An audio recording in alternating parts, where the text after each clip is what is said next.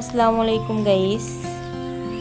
এই ভিডিওটা আমার অনেক দিন আগের করা। এটা আমি যখন নতুন বাড়ি করি আর কি, যখন করোনা আসে লকডাউনের সময় আমার এই বাড়িটা করা।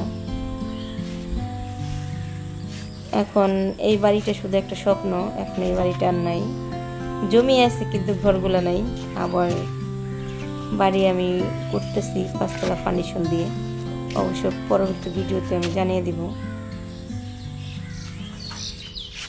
তো এই বাসায় আমি সব রকমের সবজি লাগাইছি। এই বাড়িতে আমি বিগত 5 বছর ধরে আসছি, কখনো কোনো সবজি কাঁচামরিচ থেকে শুরু করে একটা জিনিস আমি কিনি নাই। আমার মুরগি ছিল, সব কিছু ছিল। এটা আমার তিলে তিলে করা একটা স্বপ্নের একটা বাড়ি। জানি বাড়িটার মূল্য অল্প হলেও আমার কাছে অনেক দামি একটা বাড়ি। তিলে তিলে করে ভরা আমার এই স্বপ্নটা।